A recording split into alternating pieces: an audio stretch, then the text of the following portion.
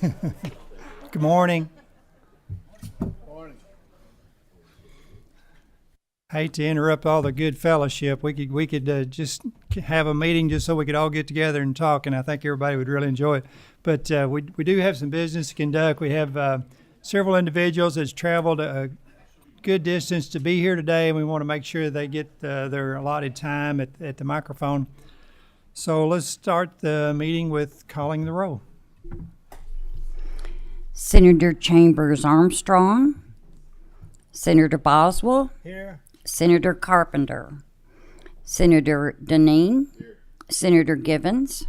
Senator Thayer, Senator Webb, Senator West, Senator Westerfield, Senator Wilson, here.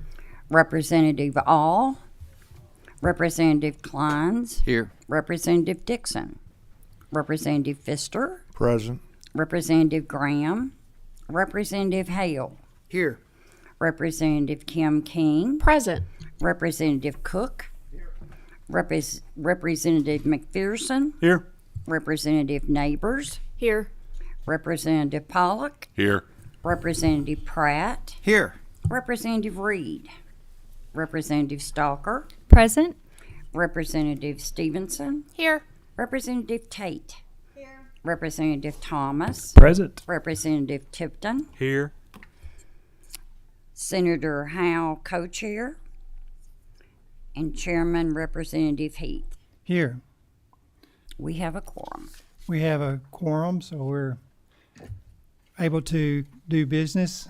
And let's go ahead and get the meeting started by approving the minutes from the last meeting. Do I hear a motion to approve? Motion. Second. We have a motion and a second. All in favor signify by saying aye. Aye. Any opposed, nay. And the motion carries. So this is our fifth meeting, and we've got, as you can see from the agenda, quite a bit going on. I wanted to recognize that Senator Howe had planned on being here today and chairing the meeting, and some stuff came up at home that he really needed to be there for. So I told him I'd be glad to carry on.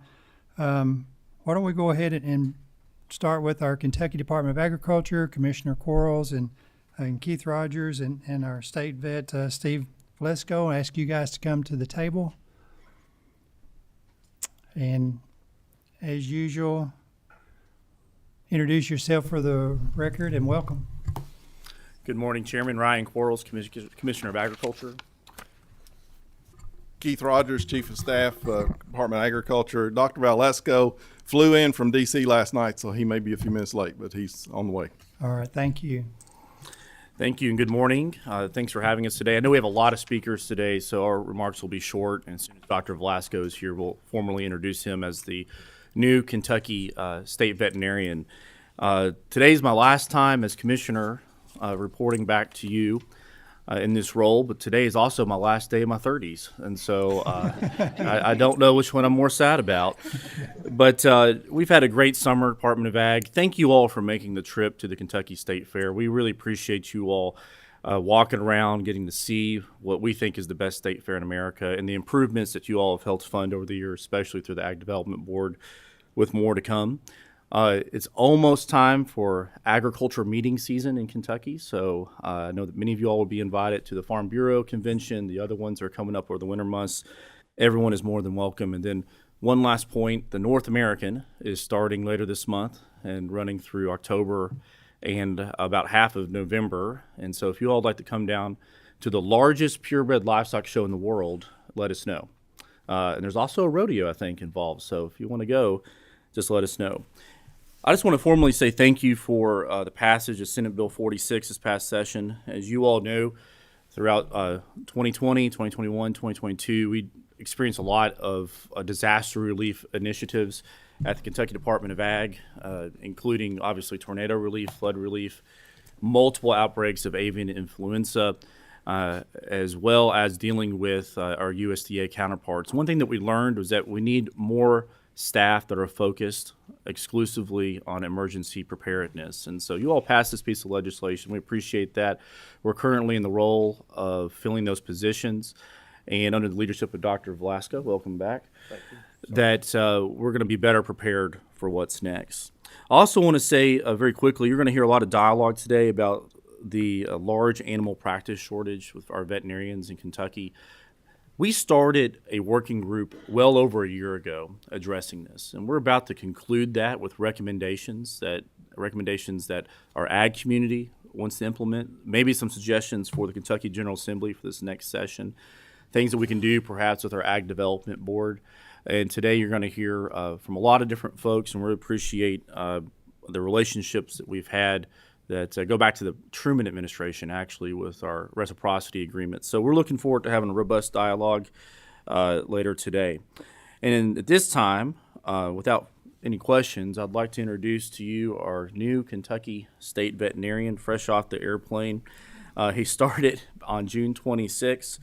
And his first day of work, he came in with blue jeans and boots on, and there may have been something on the bottom of your boots. I'm not sure, but he comes from the field of practice. He has a clinical background, but also a background in regulatory medicine as well. He comes from us from Texas, where he grew up.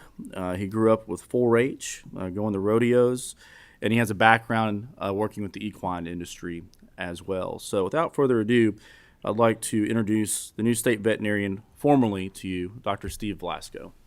Steve? Welcome.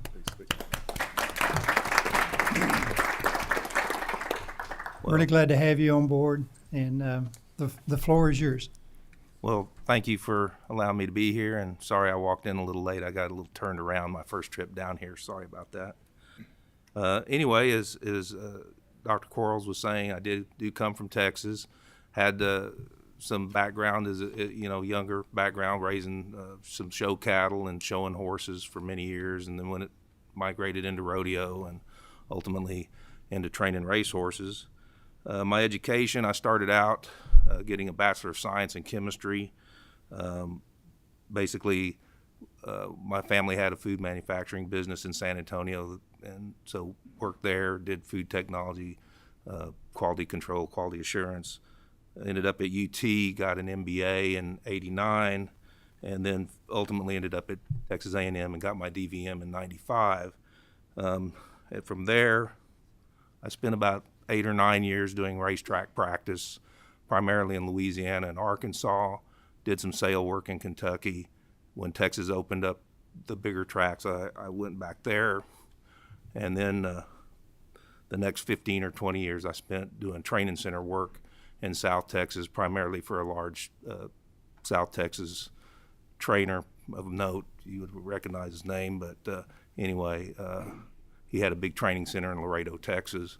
A lot of horses, we sent them all over the world, Hong Kong, Europe, a lot of horses to Kentucky. Then I moved into the regulatory field. So I went to work with the Texas Animal Health Commission, spent about 3.5 years there, and was offered the opportunity to come here. In Texas, it was a little different. It was primarily beef cattle and cattle fever ticks. With the horses, it was EIA and pyro, which are some regulatory diseases we were very concerned with down there. We had a lot of feral swine, which thank God we don't have here in Kentucky. But we did have cervid breeding facilities over there, and that's something that I've been intimately involved with since I got here. We managed the CWD HCP program in susceptible and white-tailed deer in Texas, and we do that here as well. So good follow through there. And I was involved in creating and reviewing herd plans and the management of CWD positive facilities, which ultimately hope we never have here. I started, as Dr. Quarles said, on the 26th of June. Since that time, I've been basically getting up to speed with the Kentucky OSV associated statutes and regulations, meeting the various producer groups and stakeholders, meeting and assessing the OSV programs and staff, and reviewing USDA cooperative agreements and working on the budgetary process with Mr. Rogers. I was very fortunate. Dr. Flynn left the OSV in pretty great shape personnel-wise as well as program-wise, and she did some great transition documentation for me. Since coming, in my opinion, the equine department monitors and provides field work required to keep the Kentucky equine industry safe, viable, and strong. July saw the statutory addition of the emergency management within the OSV, geared primarily with an eye towards foreign animal disease and regulatory disease response and mitigation, but also allowing us the ability to provide assistance in natural or man-made disasters. Our manager there has quite a bit of experience. He was with the state police and then Fish and Wildlife. He understands emergency management from his prior experience and has proven invaluable to the office in his short tenure. Although the division is funded through the current budgetary process cycle, I'm sure you'll get some more about that later. Let's see. The office remains active with the regular work monitoring regulatory animal disease and movement programs, and until I get fully up to speed, I'll do my best not to hinder those activities. I plan to continue to bring the CWD HCP program into closer alignment with USDA program standards. These are some of my plans for the future. It's a confusing program. When we were in Texas, we had issues with the program. USDA is currently undergoing a review process on that program, so there will be some changes. So I just want to make sure that we are in full agreement with their mandates and regulations. I'd also like to address the potential succession of leadership for the future of the OSV, provide appropriate opportunities and training to assure as seamless a transition as possible as the agency moves into the future. And I mean transition as people move up into positions, veterinarians move into the office. Certainly in my August stance in this agency, I'll be here hopefully for many years, but there is an end, and would like to see a good transitional movement. Certainly we want to fill the veterinary field and staff vacancies with qualified personnel. Emphasis right now is on the deputy vet and a field vet and the emergency management positions. But at the same time, I want to provide appropriate training and development opportunities to ensure that our personnel are qualified to continue to perform at the highest levels of professionalism, appropriateness, and efficiency to maximize the value to the Commonwealth of Kentucky. I'd like to eventually bring an epidemiologist into the OSV. This would be to help us evaluate sources, mitigating strategy, and preventive measures. They're kind of like the detectives, where we were kind of like the police, where they're fighting the front line and they're in the back trying to figure out what's going on and who did it. And then I want to do my best to continue the strong relationship between the stakeholders, producers, and other interested parties that I've found between KDA, OSV, and the rest of the group since I've started the position. If you have any questions, I'd be happy to address them. Thank you. Any questions from our members at this point?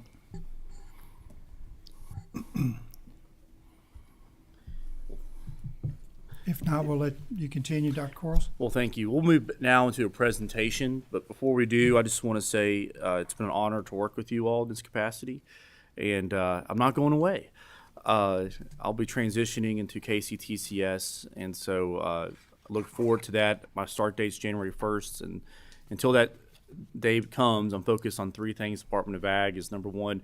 We're going to continue to run the department to the best of our ability, run through the ticker tape to the end of my term until the next commissioner is sworn in. Number two, I was always, if I ever borrowed my dad's truck when I was growing up, you better bring back a full tank of gas with it. So we're going to lead the Department of Ag with a full tank of fuel for the next commissioner. And the third thing is, I hope people look back on our administration that we were responsive to the needs of Kentucky Ag, including our effort with food insecurity, which will continue. But this time I'd like to introduce Keith Rogers, our Chief of Staff. Good morning. Thank you, Commissioner, and good morning, committee. Again, thank you for the opportunity to be here today to talk about the Office of State Veterinarian and our needs budget request, but also the vet shortage issue that we have been diligently working on since the spring of last year, and share a few thoughts and ideas with you there. Can't bring you to update. But we've had the opportunity to share before this committee several times since the summer of 22 about many of these things. But this morning, the first thing I want to cover is the shortage that we see in the Office of State Veterinarian, the staffing and budget needs that you've heard us talk about over the last year plus, particularly since the tornadoes and the flood and the HPAI, the avian influenza outbreak that we have seen. But I'm going to run through some quick slides and numbers, but this is a summary slide, and I think you all have the printed copy in front of you. But since 2002, the Office of State Veterinarian has been reduced from 69 employees to a low of 36 in 2021. And in our efforts over the last year plus, we have rebuilt that. We funded and created 4 positions without any new money from the General Assembly. So today, excuse me, as of today, we are at 40 staff members in OSD. The reason for some of these overworked situations is the 4 bullets you see there. Population of the cervix has gone from 1,400 to 3,500 since 2005. Backyard flocks have gone from 63 to 158 in the National Poultry Improvement Plan. You see what CVIs have done there on exports and imports. I'm going to run through these next 6 slides very quickly. But these will give you a quick trend line and a look of what we're looking at here. This is total for fiscal year staffing numbers from 2002 through 2020 and 22 budget. You see 69 down to 39. The next one shows you the chart of the number of cervix herds. In case you don't know, cervix is farm deer. Basically, we have seen an explosion in Kentucky since 2015 of these numbers, virtually almost doubling the number of farms that we see through this year. At the same time, you've seen an explosion in the number of deer themselves from 14 to 35, as was showed on that survey summary slide. The number of poultry farms, backyard flocks, and please keep in mind that during the outbreak last year of the HPAI situation, this is where our time got consumed. A lot of it, we did have the depops in the commercial operations, but following up on potential outbreaks and potential depops in those backyard flocks were numerous and really time consuming. The CVIs I mentioned in the summary slide, you can see here on the chart what those have done. CVI is a certificate of veterinarian inspection. That is a paper, health document paper, for those that don't know, that is needed in order for an animal to move interstate or out of the country or into the country. Again, you're looking at this chart here that shows the number of exports. Again, a number of these, of course, are from the equine sector. This leads me to the slide I wanted to spend a little bit of time on. This is our budget request that was submitted for the new biennium budget that you all will take up in January in the new session. As the commissioner mentioned, thank you for Senate Bill 46 and for creating the new division that was created earlier this year, the Division of Emergency Preparedness and Response. In this budget proposal, we are asking for funding in the 4th quarter of the current fiscal year to help get this up and started. We have got one of the positions created. We are creating 3 more that are at personnel now in the process of being created, and we'll have those positions created and begin to fill those as soon as possible. But we will fill those with current dollars, asking for your all's help at least to pick those up in the last quarter of the current fiscal year. You see then going across in fiscal year 25 and 26, we're asking for 11 additional positions in the field division. The field division basically is the Division of Regulatory Field Services, asking for 6 new positions in fiscal year 25 and 5 new positions in fiscal year 26, and you can see the totals there. This budget request includes the personnel cost, budgets, salary, benefits, etc., and then operations. Please keep in mind on the operations side that field staff, all of those will be out of their truck, out of their pickups. And so we're talking about furnishing vehicles, fuel, travel cost, all those sorts of things. One of the things that has led to this, as you all know, has been the start of the tornadoes in December of 21 and January of 22, then the floods in July of 22, HPAI. We have stretched our field staff to the point of the breaking. And what we're seeing burnout. For example, at the North American, which the commissioner mentioned, just starting in a few weeks, we have to do overnight check-in 6 nights, not counting about 11 or 12 days of check-in. We're pulling staff out of stockyards. We're pulling staff out of cervix farm movements. whatever it may be, to cover these events. We simply do not have enough staff to cover the mandates, the statutory mandates that we have. I mentioned cervix a while ago, for example. The most highly regulated animal livestock sector in the country. If an animal moves from one farm to another, one of our people have to be there. And so it is a federal program, as Dr. Velasco mentioned. There are requirements that we have to meet to be able to have that program in Kentucky. And so the increase, just not in those charts that I showed you, but across the entire scope of what the department, the Office of State Vet has to do, has brought about this need. So I point this out, share these numbers with you, and we look forward to going deeper into the information on this over the next several weeks and into the first of the year. I'm quickly going to shift gears and take 2 slides to touch base on the KDA update on our veterinary shortage activity. This we have reported to you before since last summer, but basically just a reminder that the Commissioner launched 2 stakeholder dialogues in 2022 concerning the status of large animal vets, one in June and one in November. This led to the creation of the Vet Shortage Working Group that was appointed in February of 23.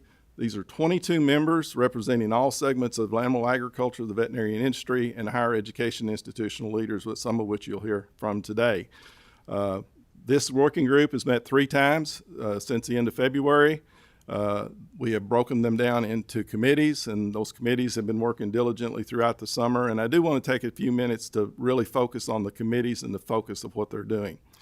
We broke this down into basically what is the career or the lifespan of an individual who wants to become a veterinarian. The first part, number 1 there, as you see, the committee is focused on developing the strong pipeline for Kentucky students to vet school. This is working with our 4-H, our FFA, working with our high school counselors, et cetera, to figure out how we get these kids prepared to go to vet school. Number 2 is opportunities in vet school. What should Kentucky be doing to focus? For example, we kicked off a Kentucky chapter at Auburn in October of last year. That's an example of what we're talking about there. How can Kentucky agriculture, Kentucky as a whole, support these students while they're in vet school? For example, our ag organizations being a part of that. Number 3 is once a student gets out of vet school, how do we get them into the rural large animal practice, and what can we do? I'll talk a little bit more about this on the next slide about what we've already done, but that the 3rd committee is working in this area. The 4th committee is working on keeping veterinarians in rural and large animal practice. Once we get them there, how do we keep them there? Financial, social activities in the community, et cetera, are the parts that come there. The working group has a meeting scheduled on November the 28th. That will be their final meeting, and where we anticipate that the final report and recommendations that come out of this working group will be finalized and approved at that meeting. Real quickly, accomplishments to date that Department of Ag have successfully made. We revamped the Kentucky Ag Finance Corporation Large Food Animal Vet Loan Program. And I'm pleased to tell you that since we've done that last summer of 21, we've had 2 loans processed and approved in that program. The Ag Development Board last fall created the Large Food and Animal Veterinarian Incentives Program, where we take matching county money with state money to provide grant money to help a person get started, buy into a clinic, other things. To date, we've approved 5 of those. The Ag Development Board has approved 5 of those. We have 2 of those up for consideration at the board meeting tomorrow, and 2 are in the application process today. So that you can see that some of these activities on the veterinary shortage have already started through our Ag Development Fund activities. During 2023, KDA has partnered on a national level with the Farm Journal Foundation and NASDA. Farm Journal Foundation took on this issue about the same time that we took it on in the spring, late winter of 21. They received a grant from to address this. They had a study completed by a veterinarian doctor at Cornell. That study is titled "Addressing the Persistent Shortage of Food Animal Veterinarians and Its Impact on Rural Communities." This report was presented to Congress in December of 22. and basically has become the catalyst for a lot of the activities on the national level outside of the veterinarian organizations that are also working on this, the American Vet Medical Association, et cetera. The Department of Agriculture, myself, has become a member of the Farm Foundation's Rural Veterinary Mapping Group, which was created a couple months ago. This is a group that's mapping out, now that they have the study, how do they go about it. And that has become a really good partnership with the Farm Journal Foundation and our staff and our members at NASDA through the commissioner. In Washington, D.C., the U.S. Senate has established for the first time a veterinary medical caucus to focus awareness on this shortage across the nation. And also, we have seen legislation, Senate Bill 2829, introduced to do this, to address some of this shortage that we see across. You know, one of the things that I do want to share with you is that this vet shortage is just not in large animals and food animals. We have this shortage right here at KDA. We are now over a year without a deputy state vet. We have been trying to fill the field vet position for over a year. Government, so when you look at sectors within veterinarians, you've got your practicing veterinarians, you have your regulatory or government, and then you have your research and universities. One of the things that's going to be critical throughout this over the next several years is there's 12 or 13 new vet schools coming online across the United States. We don't have the veterinarians to do the teaching. We don't have the veterinarians to run government programs. USDA, a little over a year ago, advertised for 100 veterinarian positions in APHIS. They got 65 applications for 100 positions nationwide.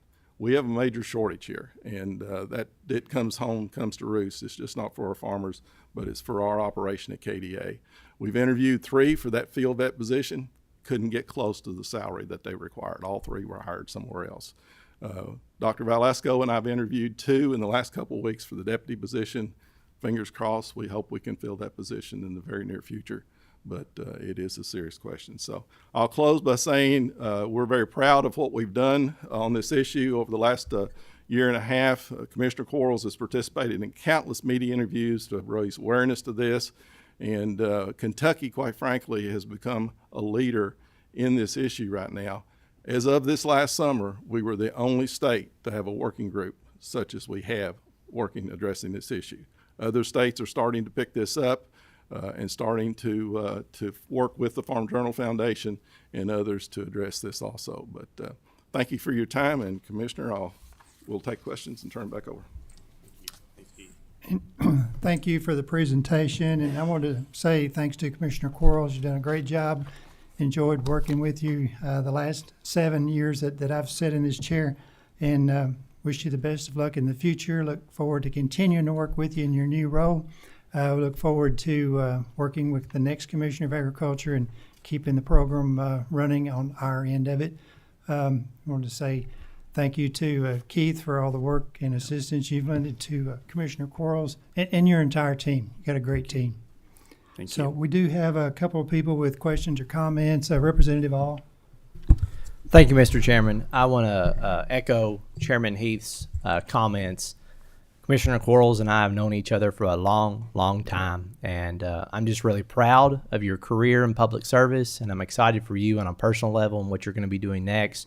I thank you for your leadership over the years, both as Commissioner of Agriculture and as a legislator. So thank you, and thank you for what you've done for our Commonwealth. I do want to ask, you kind of almost answered part of my question here at the end where, you, Keith, you said we're the only state with a working group tackling this issue. When you're talking to other states, I'm assuming that other states are, having the same problems. Are they having any kind of out-of-the-box unique ideas when it comes to retention and recruiting in this space that maybe are not just economically focused, like forgiveness maybe of, well, I guess that would be economically focused, but forgiveness of debt and, tuition and loans and, something's kind of outside the box? The commissioner and I was at the NASDA annual meeting in Cheyenne, Wyoming in early September, and this was the hallway talk, quite frankly. This is where a lot of folks cornered us and asked us, what are you doing? How are you doing it? The Farm Journal Foundation folks were actually there at that meeting. And so we've had a lot of opportunities to communicate with my colleagues, especially, and the commissioner's colleagues on this topic over the last 5 or 6 months, especially. States are looking at different things. Most 95% of them are financial, quite frankly, loan forgiveness and that sort of thing. The unique thing that I think we're doing in Kentucky, as I mentioned, those 4 stages of that life cycle, is we're looking at things, I call them self-help. What can agriculture do? Not come to government, not come to the Ag Development Fund. What can agriculture do in a self-help mode to set the stage for a young person to return to a rural community that may not be their home community? How do you develop a template that community can use to recruit a veterinarian, for example? So that's, I think, the unique part. And the Farm Journal Foundation is doing the same thing. Instead of 4 stages, they're doing 3 in their plan that they're working through right now.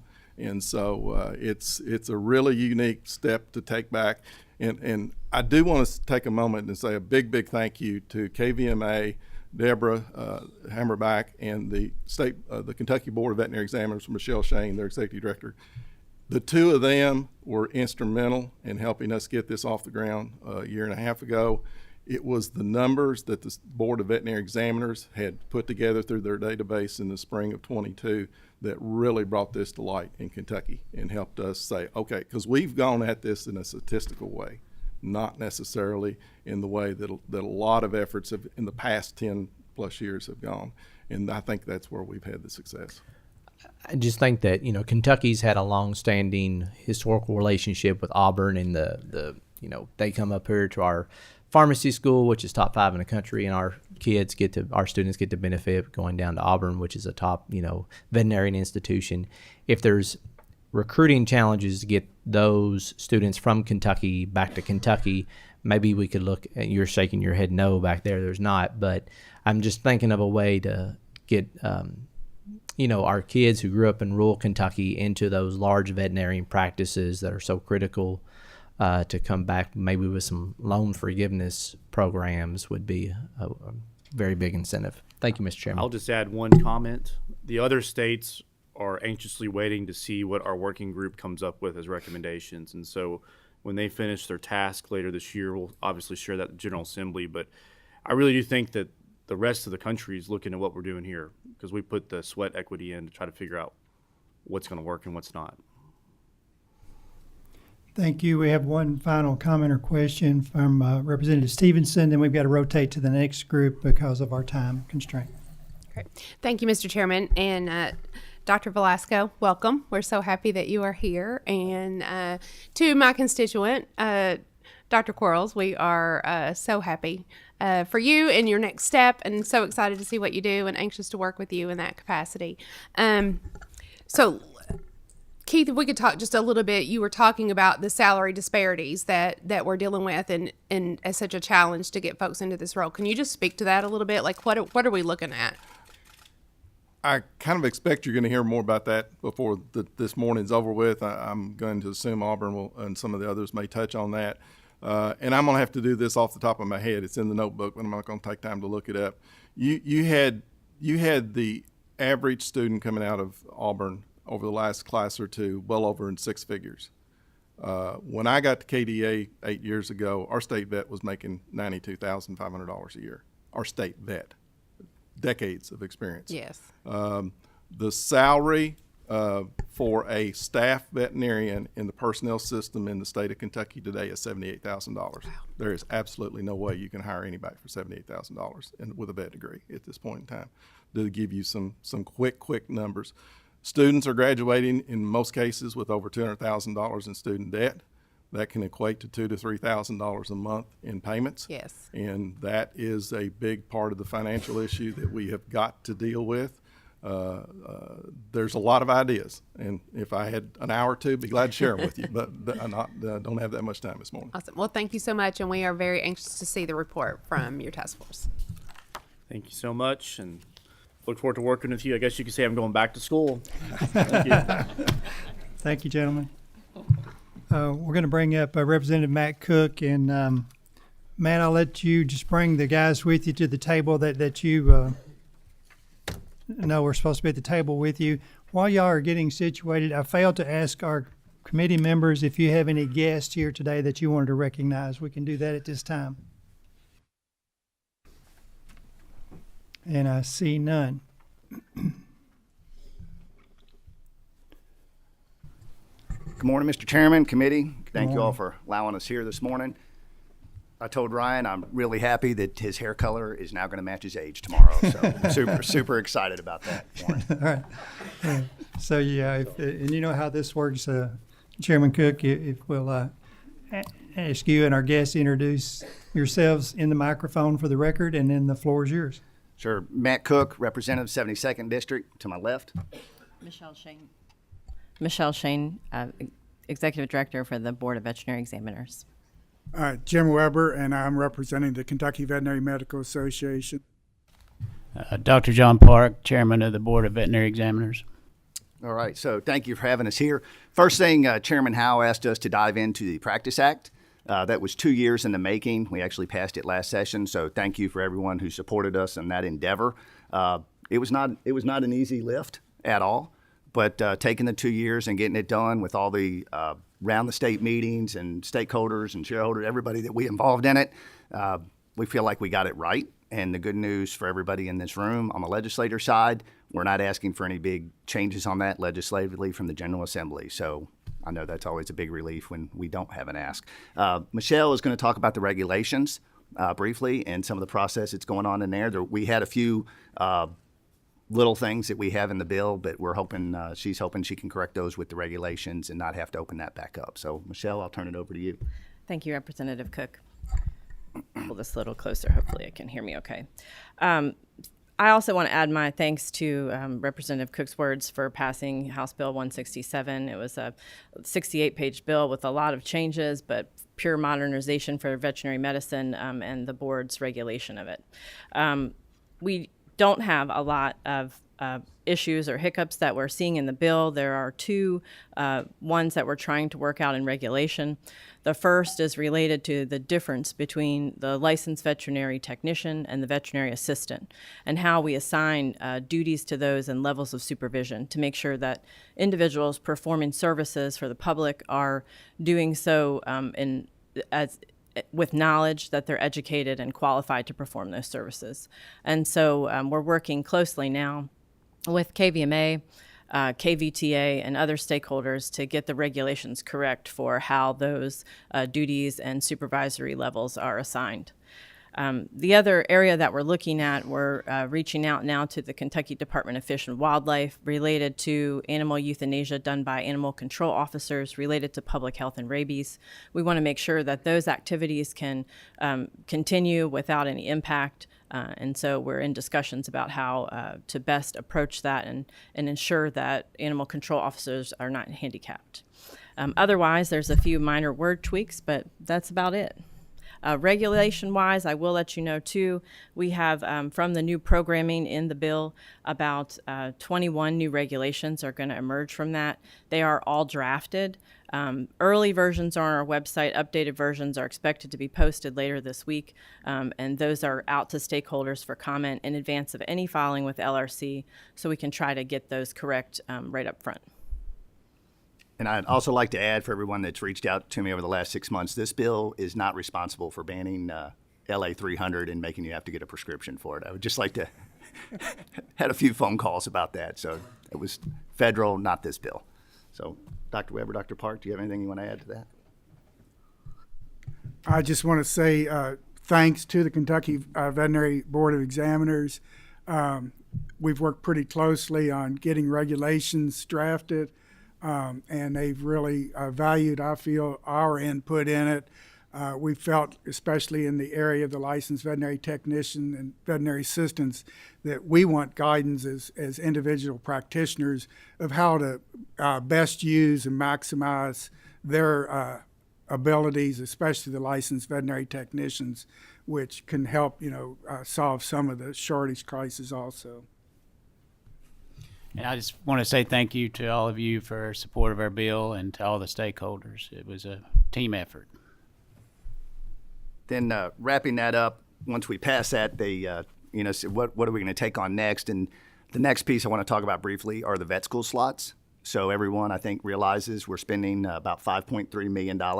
It's roughly $34,505 per student right now, paying for the out-of-state tuition. We have 38 at Auburn and 3 at Tuskegee, and we want to look at adding more slots to that.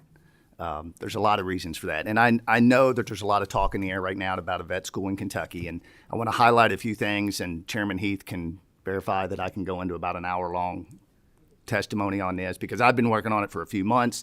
Everybody around me has been working on this for years and talking about this, and there's a lot to play in that, and I don't want to burn up all the time. Feel free to catch me somewhere in the hall, and I can tell you everything I've kind of learned about that process. But talking about the vet slot seats and why we need to expand them.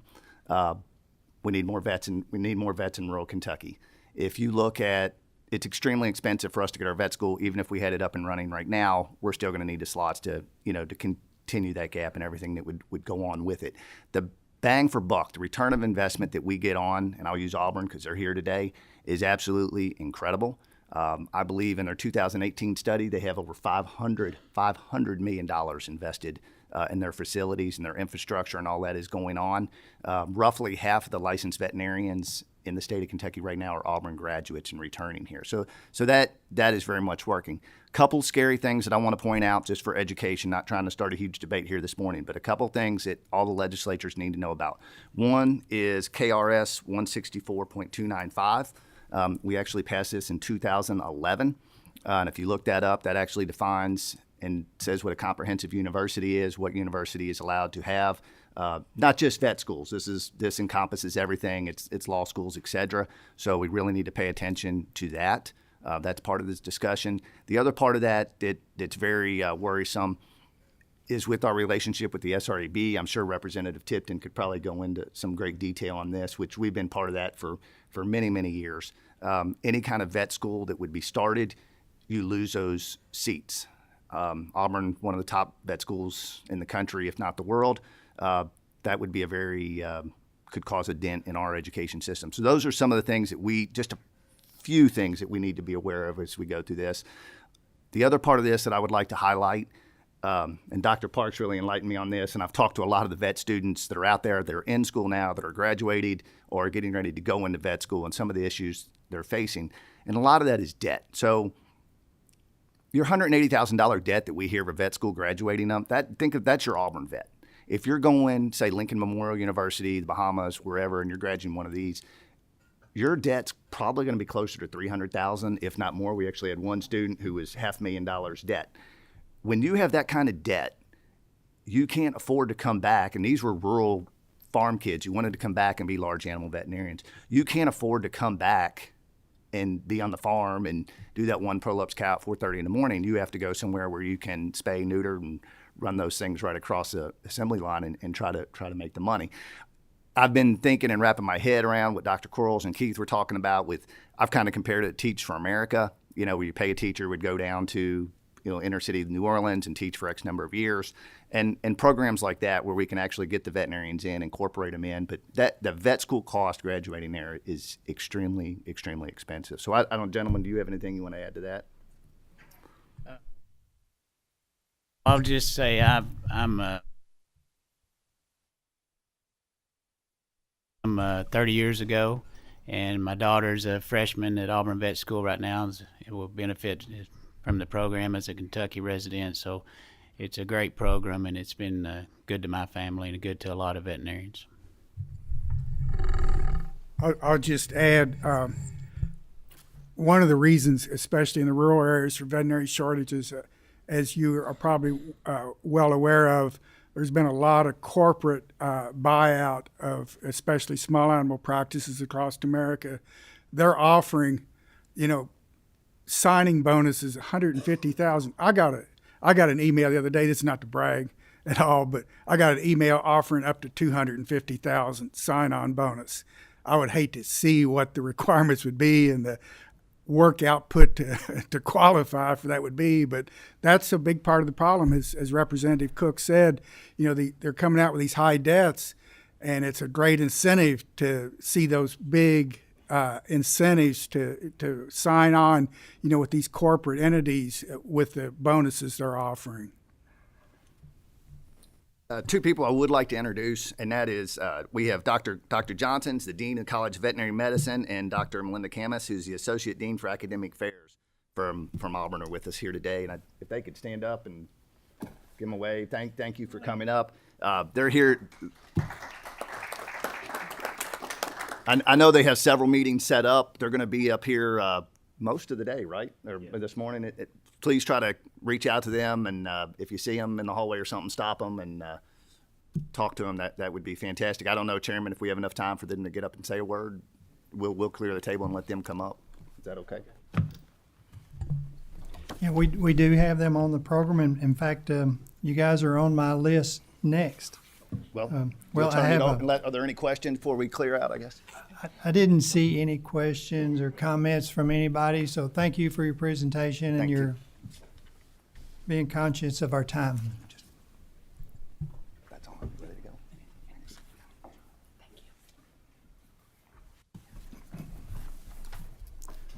Welcome, and you kind of saw our protocol. We ask our guests to speak into the mic and introduce yourself for the record.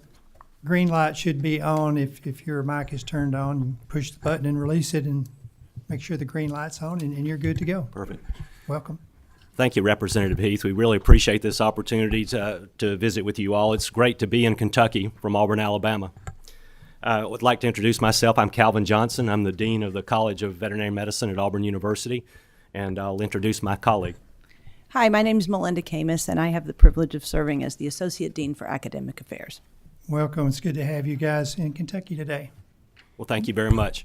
We appreciate this opportunity just to thank you all for a long-term commitment and support of the SREB contract as it relates to veterinary education for Kentucky residents. So the contract between Auburn University and Kentucky is mediated through the SREB, and we've been doing this consistently for 72 years. It's one of the longest running contracts I'm aware of. 150 students at Auburn University's College of Veterinary Medicine campus at any given time are Kentucky residents. That's out of a total of 520 students, total veterinary students on our campus. That's 38 students per class, and it's a 4-year program. We greatly value what they bring to our program, and 68% of the employed graduates, when they graduate after that 4-year program, return to Kentucky to work immediately. Many other students that don't count in that 68% are pursuing advanced training, and they may come back later, but that's the immediate return of our employed graduates. So if you look at the 72-year relationship, 1,900 DVM graduates have benefited from this SREB relationship.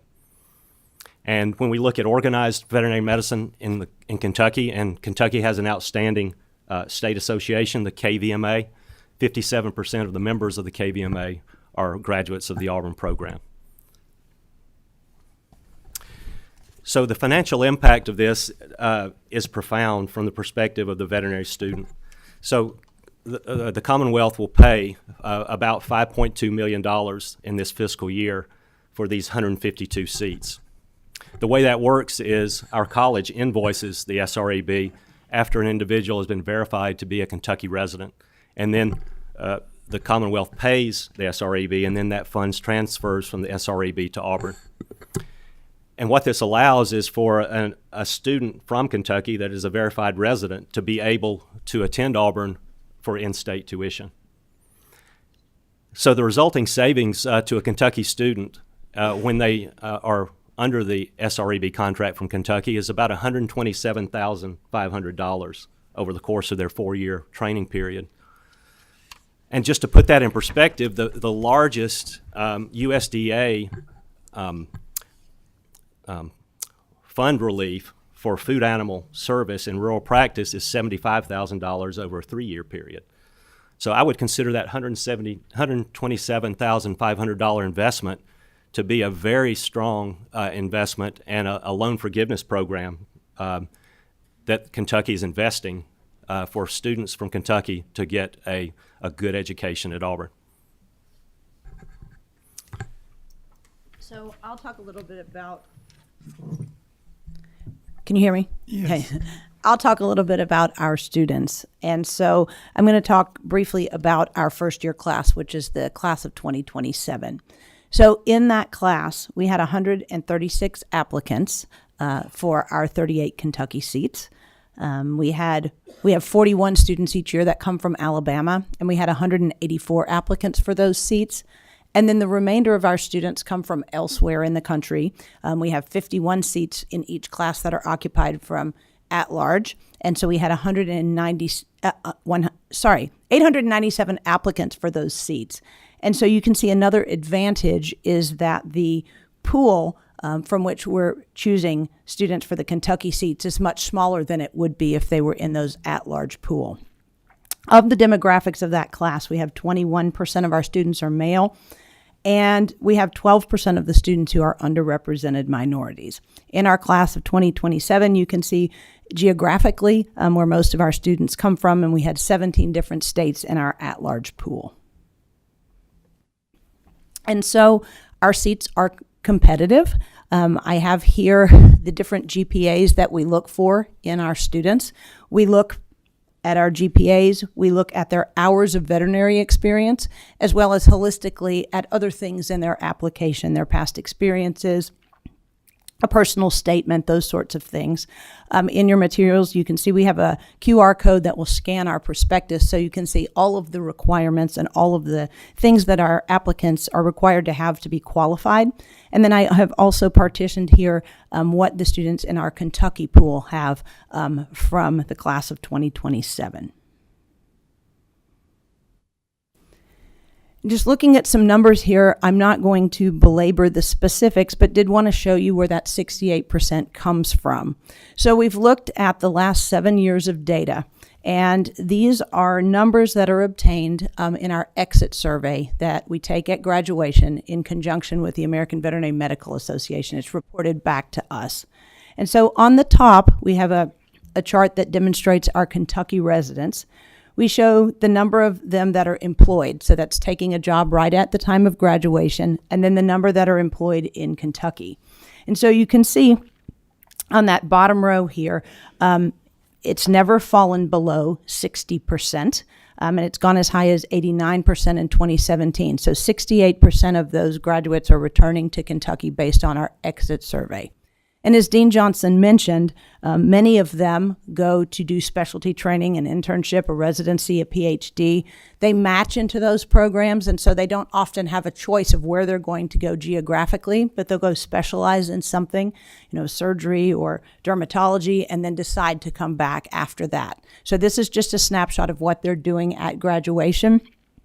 And interestingly, we compare this to our Alabama students. And so those numbers are on the bottom, and we see that of our Alabama students, only 51% of them stay in Alabama at the time of graduation.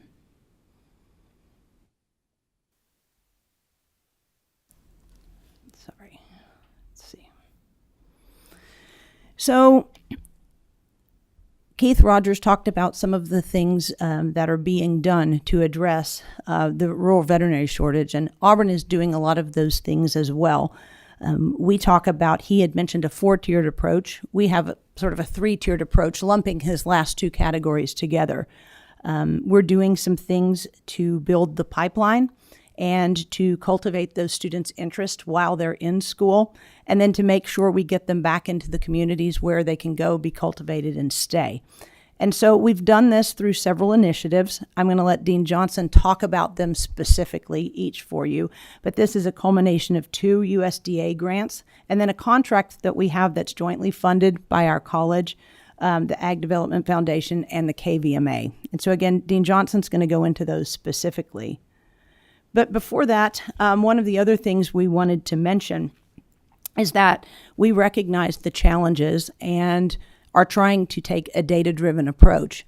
And as a result of that, what we've done is taken a lot of our data, so our exit data that I've mentioned, as well as our application materials. we've stratified that and looked at factors that help us predict why a person might return into rural practice. Can we select those individuals who have certain characteristics at an admissions decision? And so we recently published that. It's open access in the Journal of the American Veterinary Medical Association, which, not surprisingly tells us that individuals who come from rural backgrounds or express a preference for a rural background are those who are more likely to return into rural practices or into rural communities when they graduate. And I'd like to share just some of the impact of these contracts that we've been able to achieve at Auburn that focus specifically on Kentucky. So we had a contract with the Veterinary Services Grant Program from the USDA NIFA that went from 2018 to 2022. And the focus of this grant was to support several aspects of rural recruitment of veterinarians. And it focused primarily on the educational experience at Auburn, which was the introduction of students with an interest in large animal medicine and surgery to have targeted opportunities to work with veterinarians that work in those environments so that they began to understand the dynamics of being in rural practice. And they had 2 summers over the course of their veterinary education to do that. And then we also developed externships. So as students become senior veterinary students and they're getting clinical training, they're able to spend 2 weeks, 2 separate times off-site to work with a practitioner. And then finally, Auburn's program is somewhat unique in having an 8-week preceptorship experience at the very end of the clinical training opportunity. So what we found is when our students that have an interest in large animal medicine and surgery are given the opportunity to work with a practitioner as part of the curriculum, but also get that base training on our campus and to be able to come back and forth and have that training bolstered by our own faculty, they are very likely to return to rural practice. It's really a precision approach. It's targeting to identify those students and to bring those students in that have that interest and never letting them lose that desire to return and to constantly mentor and to find opportunities. And then also, as part of this grant, we have a faculty member, Glenn Sellers, who is an expert in evaluating rural practices and the unique aspects of rural practices as they relate to being viable and able to hire new graduates and have them introduce those new graduates into a productive career in rural practice. So by working on the employment opportunities and also on the educational experience, we achieved a 95% success rate on 20 graduates to return to rural practice at the time of graduation.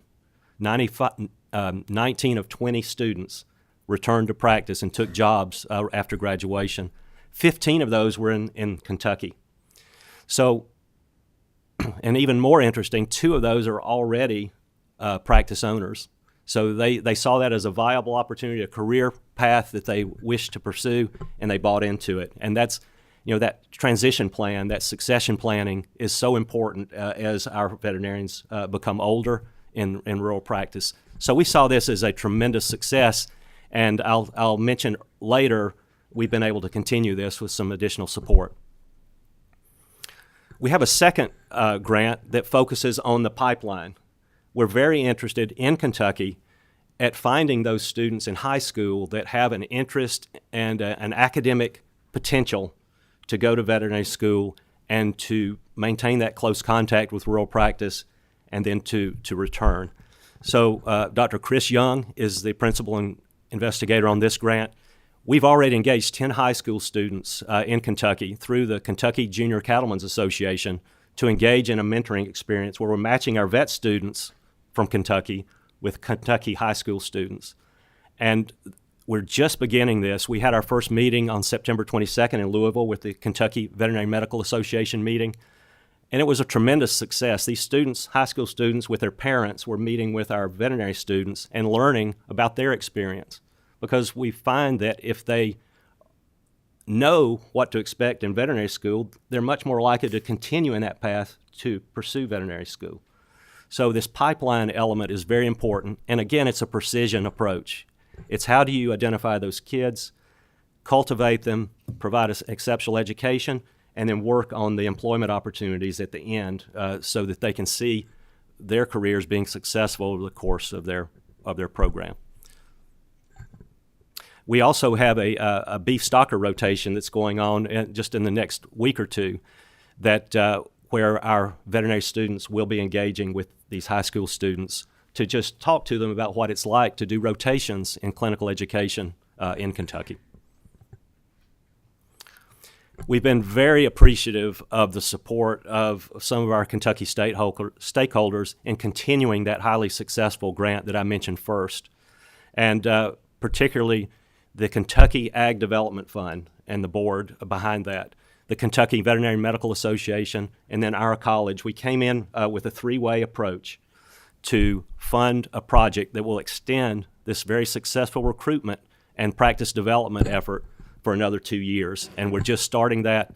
We're very excited about it. And the more we do where we're engaging stakeholders in Kentucky to be able to continue to be precise in our training, in our recruitment, in our cultivation of students, we see that as a real opportunity for continued growth and addressing this rural shortage.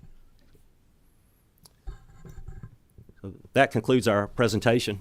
Thank you very much for your interest. Thank you for coming and sharing. Very good information. We do have some questions or comments. Yep. We'll start with Representative McPherson.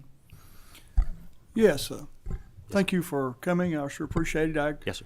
grew up and was a product of WKU in the 80s and know quite a few people that attended there and were very successful. Yes. Most of the people I talked to, veterinarians growing up, I asked them, I said, what's the hardest thing about being a veterinarian other than the long hours and all the things that they put in?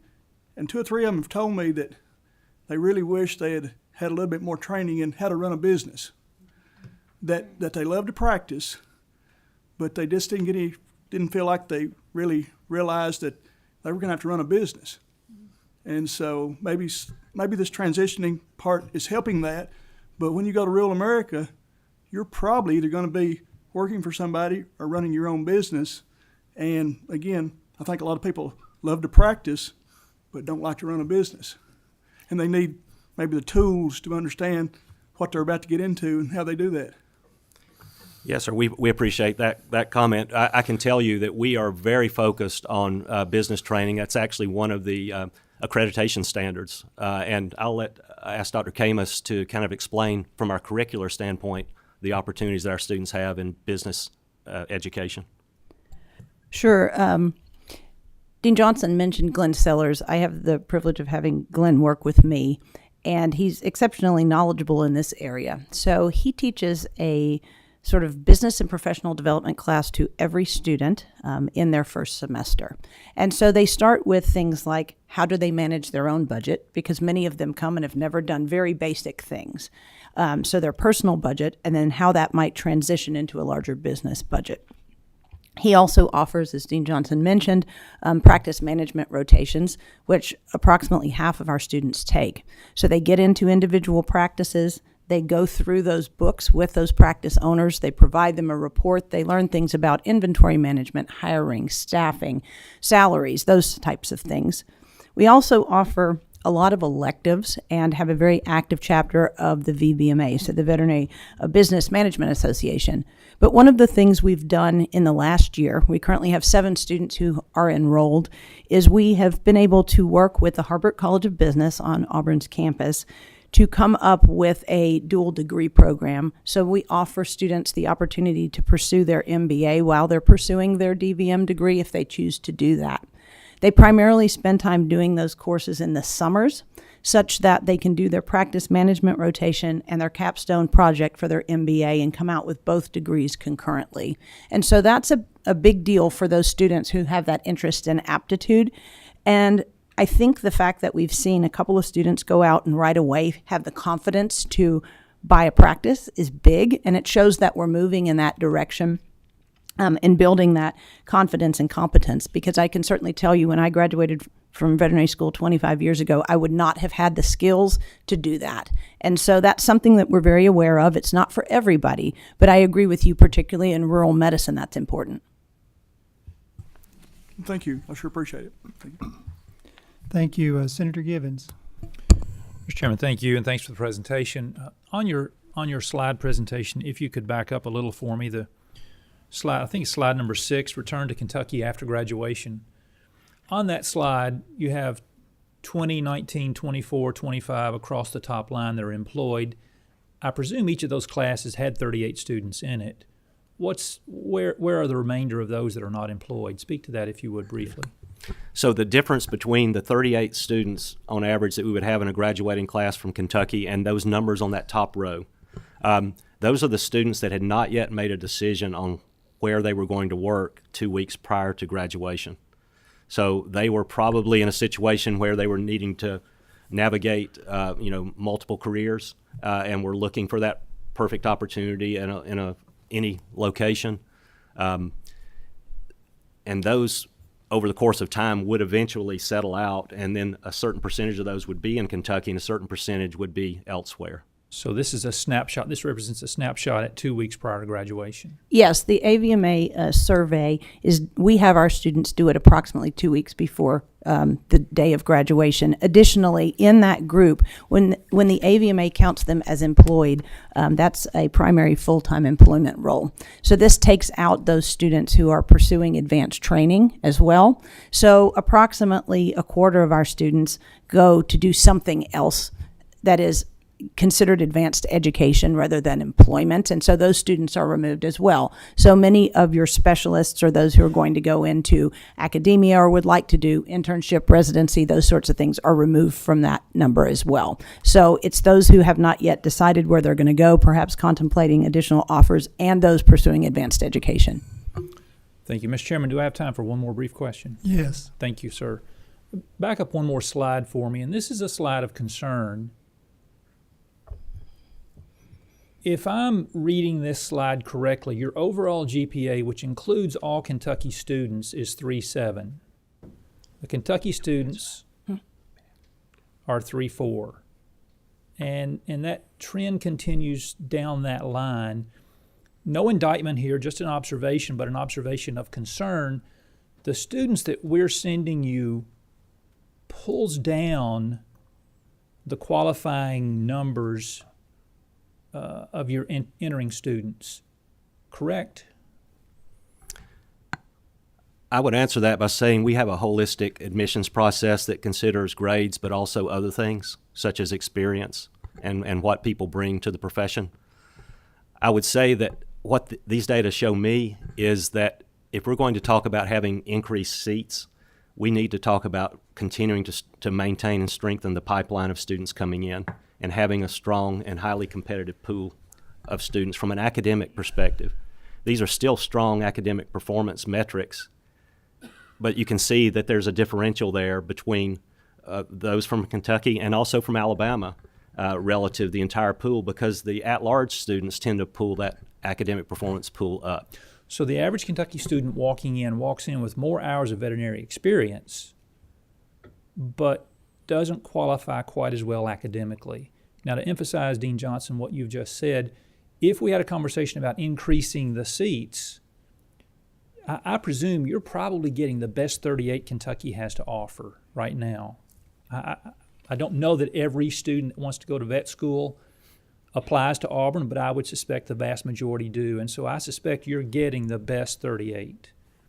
If you went further down and sliced it at 48,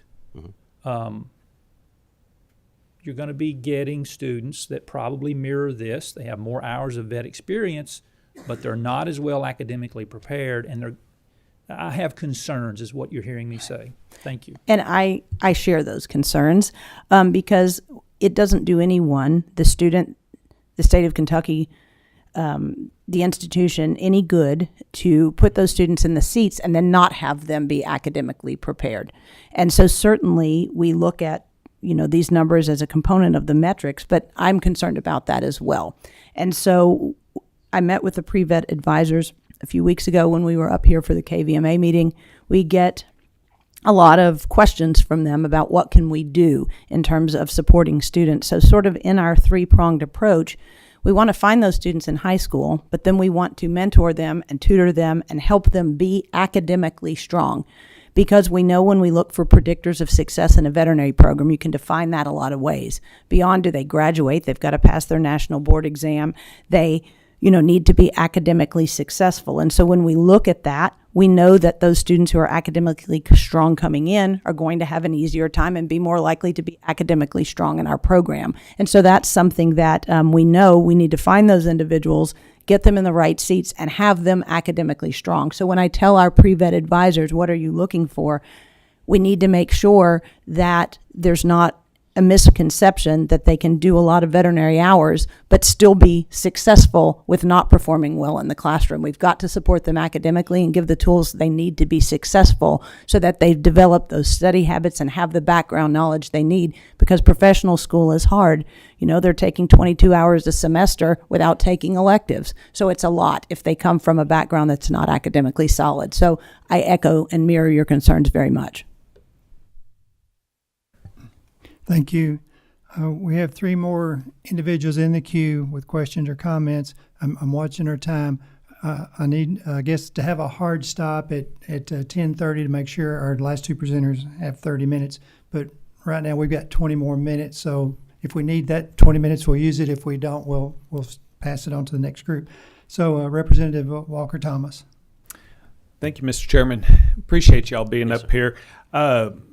There seems to be kind of a sizable difference in the amount of student pays for out-of-state tuition at Auburn and what the Kentucky State Legislature is paying for the vet slots.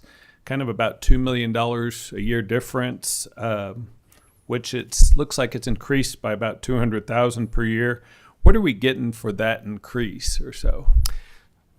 Thank you for that question. So the SREB sets the rate for the program where we have reciprocity, and that rate is determined by the SREB based on national metrics. So there's a differential between what Kentucky is paying and the differential between in-state and out-of-state tuition. So there's several factors that are entering into that. One is Auburn University and our college has elected to make tuition between in-state and out-of-state students closer together because the percentage of state support for our program is about 17%. So the cost of our program is covered by about 17% on an annual basis. So that means that out-of-state students and in-state students should be paying almost the same, if not just a slight differential. So that differential has gotten less. And so when you add that up over the course of 132 students, it ends up being, or 152 students, it ends up creating a gap between what the SREB is charging and the differential between in-state and out-of-state tuition. Okay. So what you're getting is a promise of 38 seats per year in our program. That if students didn't have that 38 seats reserved strictly for Kentucky, they would be competing with that pool of applicants that would be nationwide. So that's the main value. But we do watch that gap and recognize that that's even more incentive for us to add value to these seats, for us to put the extra effort out, have our faculty go after grants for the benefit of Kentucky, because we want that amount, that $5.2 million that Kentucky pays every year, to be such great value, not only for those contracts, but also for our responsiveness to the state's needs in rural practice, for example. And we stay in touch. We want to be communicating and addressing those issues. So we try to make up that difference by being more than simply a contractual relationship. Okay. Thank you. Thank you. Representative Klein.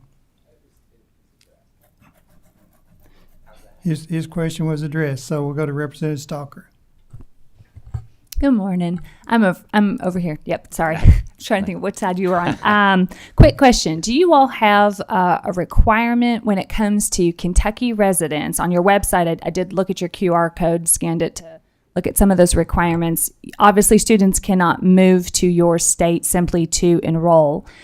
What does that look like? Are there any time requirements for how long an individual has to be a resident of Kentucky before they can apply to your program? So I guess the question then is, how long do they have to be a Kentucky resident before they apply for Kentucky residency?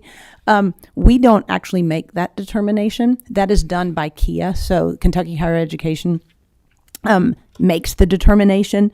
I know that there are a lot of factors in it, and I'm not the expert in this area. Some of it has to do with how long they've lived there, how long they've paid taxes, do they have a spouse that's employed there? And so there are a lot of factors in an algorithm that they go through.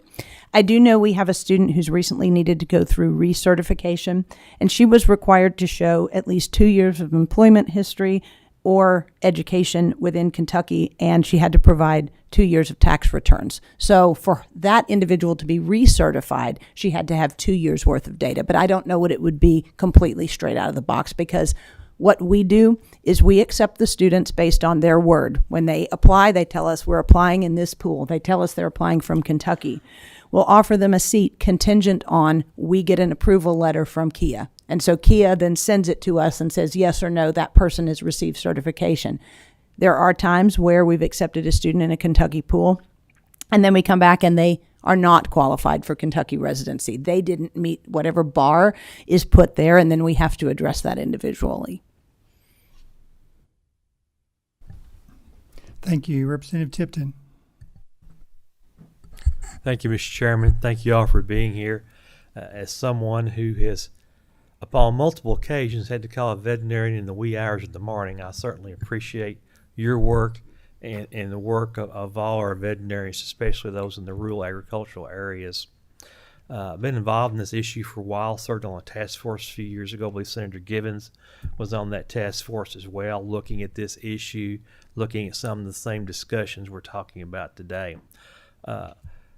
Senator Givens' question brought up a thought. Of the 38 Kentucky residents who enter a class each year, what is the completion rate to graduation? And if a slot becomes unfilled, is there a process to fill that slot with an alternative student? So we look often at our absolute and our relative attrition rates, right? So absolute attrition being a student who is out of the program and never returns, and our relative attrition rate being one who joins a class and then does not graduate with that class but does eventually graduate. Our relative attrition rate is higher, obviously, than our absolute attrition rate. In the last classes, I've been at Auburn for 3 years in December, and so in our last few classes, I can speak from personal experience in that period of time, we've lost 3 or 4 students in a class.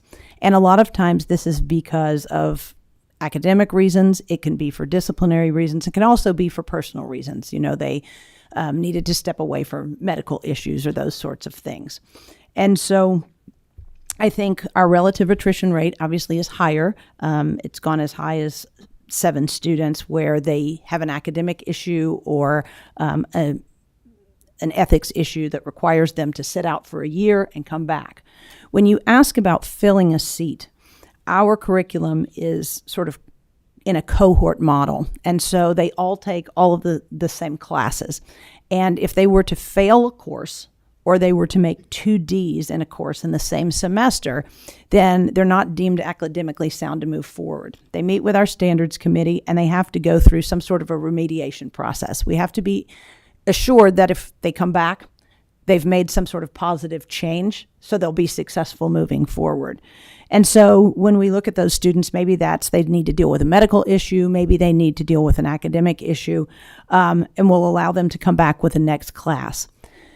The challenge is when a seat becomes empty, it's hard in the middle of an academic year to put someone else in it, right? Because the course has already started or we don't have a fall and a spring entry. Our students admit only in the fall. And so this semester, for instance, we've had a student from Kentucky who had a profound medical issue. It requires that that student withdraw in the middle of the semester. If that happens, we don't have an opportunity to fill that seat in the first year class until the next year when we admit students. So we talk about 38 seats. I like to think about it as a sum of the whole in the 152 seats. So if we have a vacant spot, then we may this year add more than 38 seats. We may say we're going to fill 39 seats because we have an extra Kentucky seat. Similarly, if we were to have a student that needed to take longer and we had admitted 38, then we may need to take 37 the next year because we've got double. And so we keep that 152 and add them at the appropriate time point. I hope that answers your question. Representative Pollock. Thank you, Mr. Chair. Just a thought here. In the medical field, we hear about the nurse practitioner. Just curious, Dean Johnson, is that something that obviously is a discussion maybe in the, at the College of Veterinarian there at Auburn? Is that some type of model, type of a comparison to the nurse practitioner for a consideration of the veterinarian shortage? So that's a hot topic of debate nationally.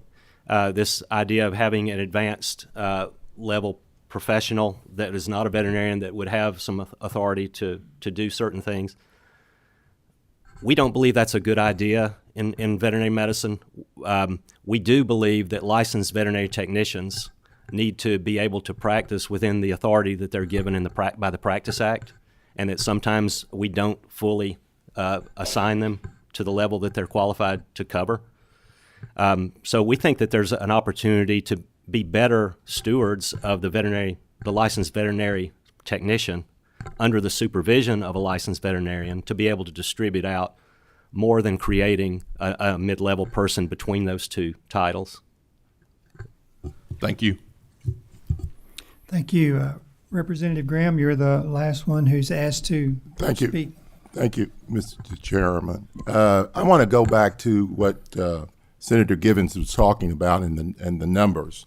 But on the whole, at the end of it, in the certification, what is the percentage of our students who are being certified?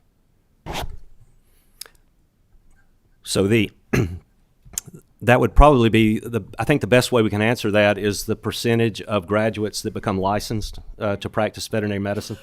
So the most recent year, that would be the class of 2023. So 92% of Auburn graduates passed the veterinary licensing exam at the time of graduation. That compares with the national average of about 86%. We've seen a dip in those numbers since the COVID impact.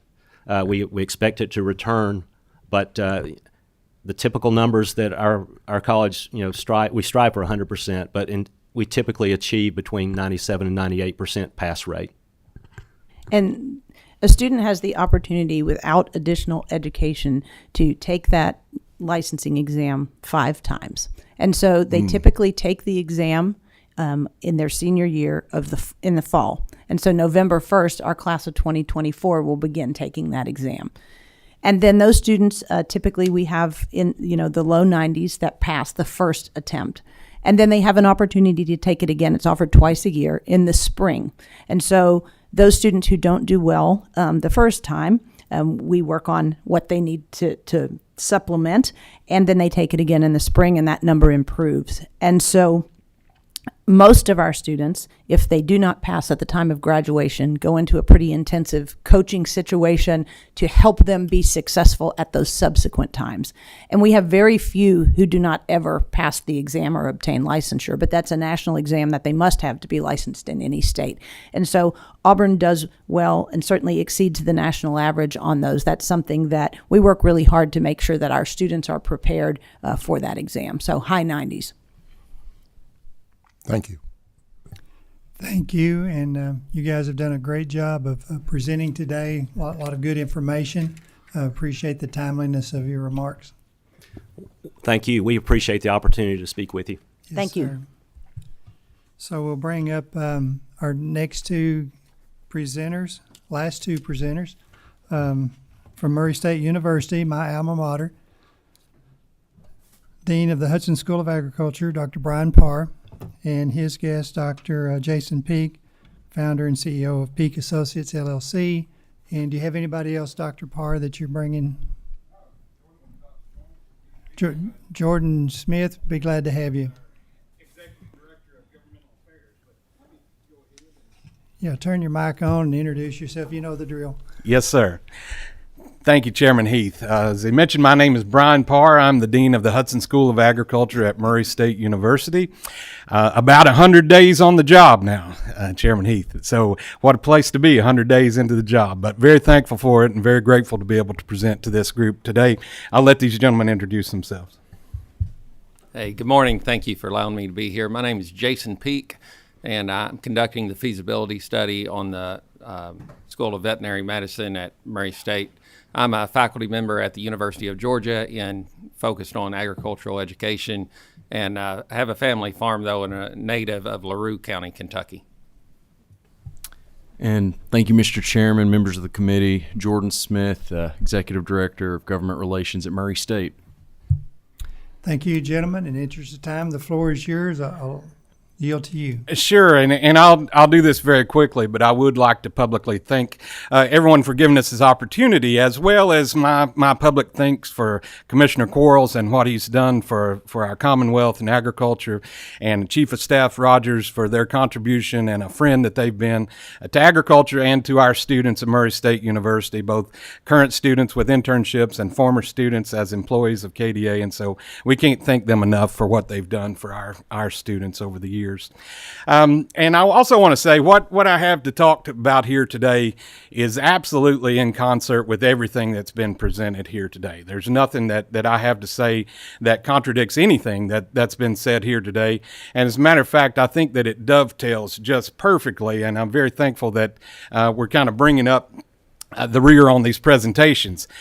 So about 40 days into the job of the Dean of the Hudson School of Agriculture, I commissioned a feasibility study to be done on looking at a veterinary school to be located at Murray State University. Not the first time that this has been looked at, Chairman Heath.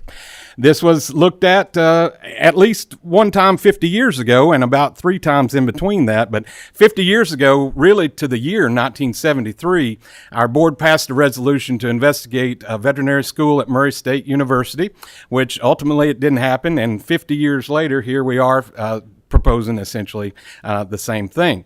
The things that I'm going to be talking to you today come primarily from the feasibility study. Dr. Peak did a great job with this study. We'll attribute that to his LaRue County roots, there, Representative Reed, and we know that he is absolutely a Kentuckian through and through, even though he spent better part of 20 years in Georgia. So we believe, and through this study, it did show that Murray State's Hudson School of Agriculture is positioned well to address this growing need for rural veterinarians in Kentucky. And let me say up front that this is not just a proposal for a veterinary school. This is a proposal for a comprehensive approach to address this need. It's not simply a brick and mortar proposal. It's not simply a curriculum proposal. It's a comprehensive model that addresses many of the things that have been mentioned here this morning. We realize that study that Dr. Camus did that recognizes the contribution of those student demographics and how they contribute to the choice of career and how they contribute to really the longevity of a career, especially related to food animal veterinarian service is absolutely important, and this plan does encompass that. We absolutely realize through every presentation here today that we have a severe need, and so I'm going to move pretty quickly through this. Here are some things, and I don't know how many of you are familiar with our campus there at Murray State and the Hudson School of Agriculture, but just a quick rundown of some of the support structure that we already have in place. The Rudolph Equine Education Center, a very nice facility. We house about 60 to 80 horses at any given time. We have a certified Angus herd there on the West Farm Complex. We have North Farm Complex, which has a hog unit with a finishing barn, a farrowing house, the whole 9 yards there. Also the BVC, the Breathitt Veterinary Center, our veterinary diagnostic lab there in Hopkinsville that this group was so instrumental on establishing and then refurbishing and rebuilding just a few years ago. And so that's an amazing facility. We have a cattle farm in Ballard County, a 534 acre farm that is a part of this project. Also our Hopkinsville regional campus facility, as well as the current pre-vet and vet tech teaching facility. And we have a very, very strong pre-vet vet tech program there at Murray State. We're somewhere around 350 students in pre-vet vet tech.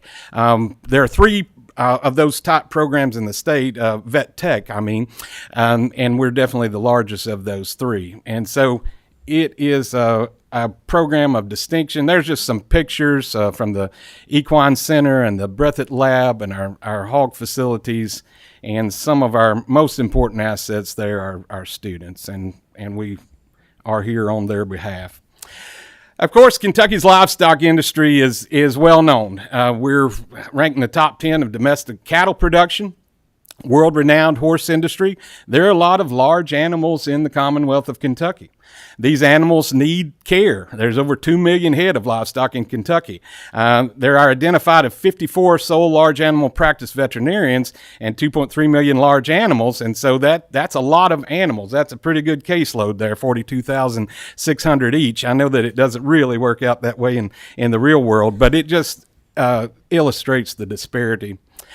So there's a national need. Obviously, we've seen this presented today. One thing that didn't come through, I don't think, early in the presentations today, that I keep hearing from, and I suppose Keith and Dr. Valesco probably hears the same thing, is we have a group of veterinarians, a newer group of veterinarians that are not looking for a 60-hour work week or really even a 40-hour work week. We have a lot of veterinarians that are looking for something that may even be less than a 40-hour work week. So it's projected that we need 5,000 individuals to fulfill 3,500 slots because of that fact of really the new status of what they are seeking in employment. Here in the state, we have 1,564 practicing veterinarians with addresses in Kentucky and 2,613 licensed veterinarians in total. And so I think that's an interesting statistic to look at this in terms of, I suppose, and I don't have this data in front of me, but if we were to look at licensed veterinarians versus the need, we wouldn't have nearly the shortage, and maybe not a shortage at all. But those that are looking to practice and practice full time really creates that shortage. And so this illustrates that shortage. Of course, the largest concentration are practicing in our urban counties near Louisville and Lexington. Now, this third point here, and I think, Senator Givens, I want to make sure that I'm clear about this because I don't want it to be misconstrued as presenting different statistics as what was presented before by our friends at Auburn, which, another thing, don't construe any of this presentation to be any rocks thrown at our agreement with Auburn or the quality of education that our students have gotten from Auburn. I spent 7 years on the faculty there myself, so in the university, not in the vet school. But it's quality education. But this statistic really looks at the overall number. Out of the 38 per class that we send, really it's closer to about 44% that come back here to practice in the state. Now, the number you saw before, the 68%, that was clarified to be 68% of those that accepted deployment immediately after graduation. So I just wanted to point that out. It's not a different, it's not a conflicting statistic. It's a different statistic. So here is a depiction of the veterinary schools and colleges that are surrounding our state.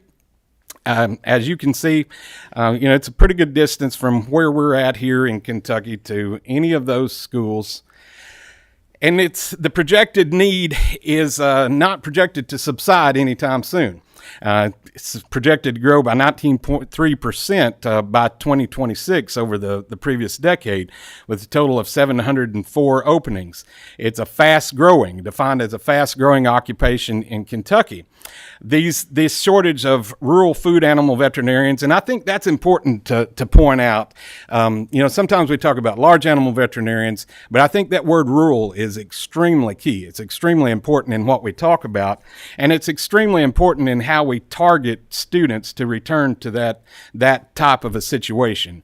I don't think it's logical to expect students to come from suburban Louisville to spend the next 25 or 30 years practicing veterinary medicine in Hickman County, Kentucky.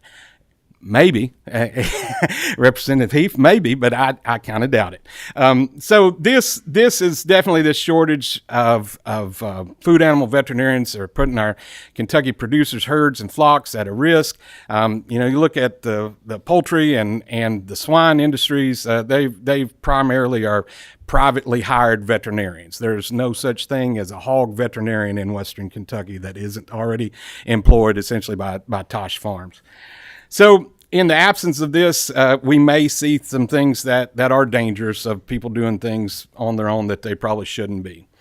So we see that it's hard, as mentioned here before, it's hard to attract students back into large animal or food animal practice. So we see 2.7% of graduates nationwide go back into it. Equine practice is even worse. 1.4% of graduates go into equine practice. So to combat this, we really have an overall, as I mentioned, a comprehensive focus on this. It starts with a grassroots movement, much like the program, and we have students in our county there that are participating in this program through Auburn, but it's much similar to that program where we would identify these students very early on. Of course, we have a statewide reach with our Racer Academy of Agriculture program that reaches high school students across the Commonwealth with dual credit opportunities. We have over 800 students currently enrolled, high school students, that are taking dual credit classes in agriculture through Murray State University right now. We have that network already built. We have that relationship with those agriculture programs and with those guidance counselors across the state. Identifying those students early on is key, as was mentioned here before. Identifying those students who have potential but maybe don't have the tools in their toolbox to be able to come into a pre-vet program and be successful. We think of it maybe as a pre-vet program, if you will, that's administered through our dual credit system. To be able to identify those students, as was mentioned in that study, things like gender and where they come from in terms of rural or urban environments really dictate their length of their career and the type of the career that they choose, which I thought was very interesting in that statistic that we saw in a presentation from the Dean and Associate Dean from Auburn. Those students that went out into that large animal practice, that overall number of students that went immediately into the field to practice was astronomical compared to the number of students overall that went immediately into practice whenever we looked at those graduates every year. And so this program really focuses on those students. It really focuses on identifying those students that come from that background, that are rooted in a community in Ballard County or in Cumberland County or where have you, that will go back there that maybe didn't think vet school was a possibility for them. That we can move in early in their high school career, identify them, help bolster their scores. So we're looking to establish ourselves in this proposal as the leading large animal school of veterinary medicine.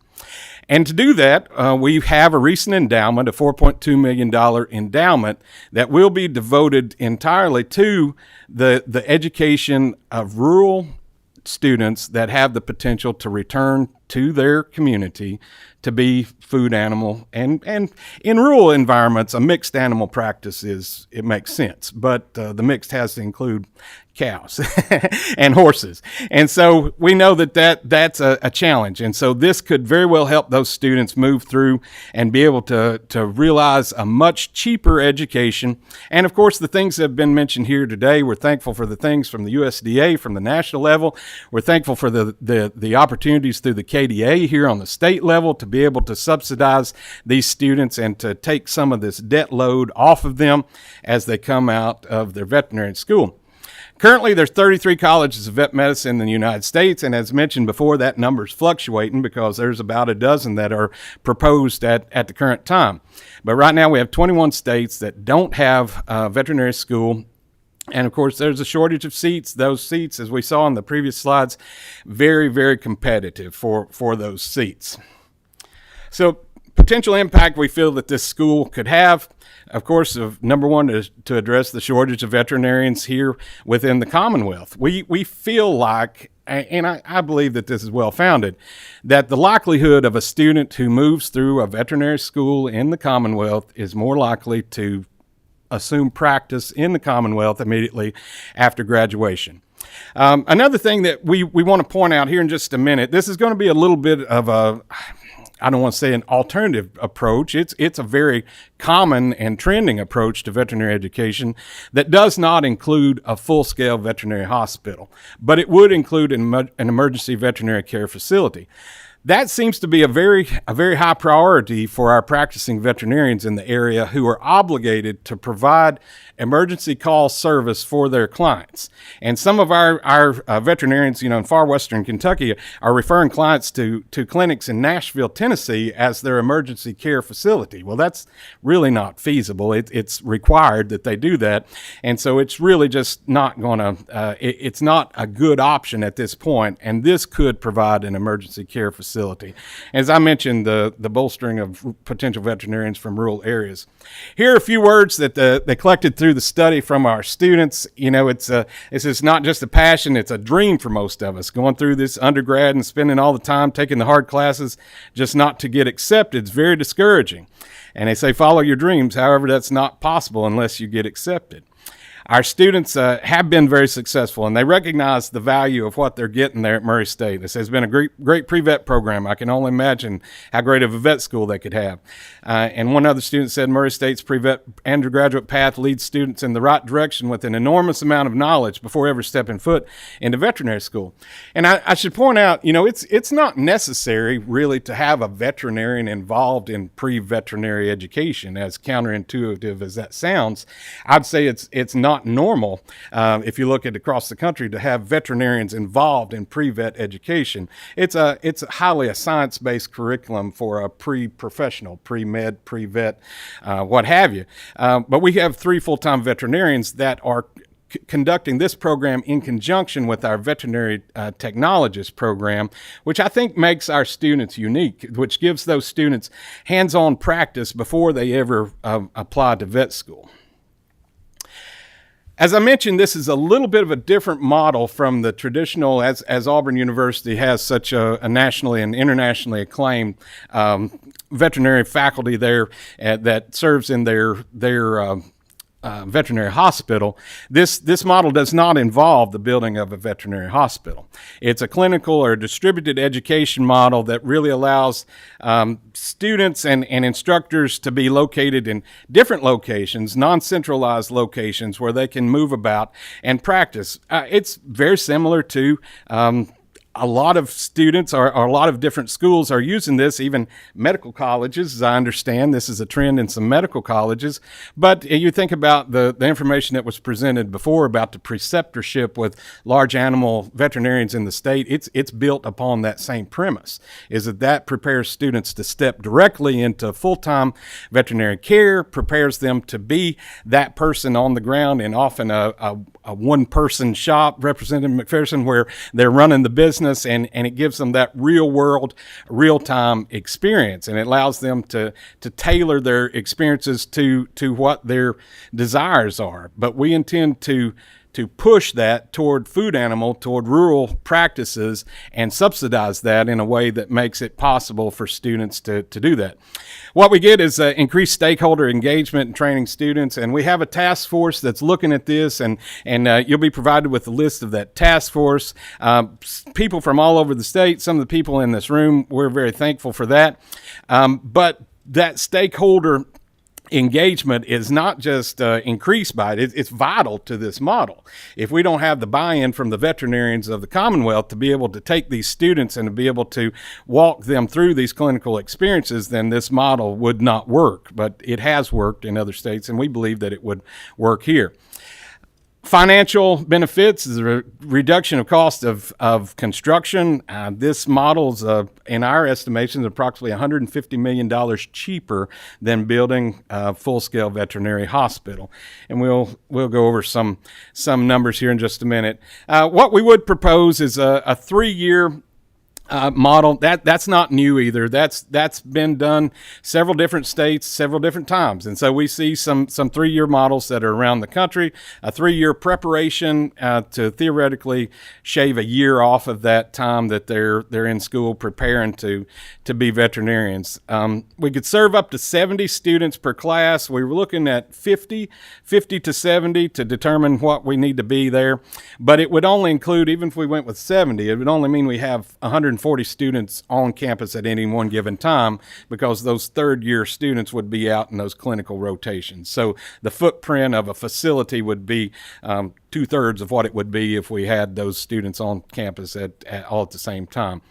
We have the place for it. We have the farm, we have the land, we have the animal teaching facilities that surround this property and surround what we do there already. Estimated timeline, we're looking at planning and design, in the coming months, and then potential construction summer of 25 and occupancy in 2027.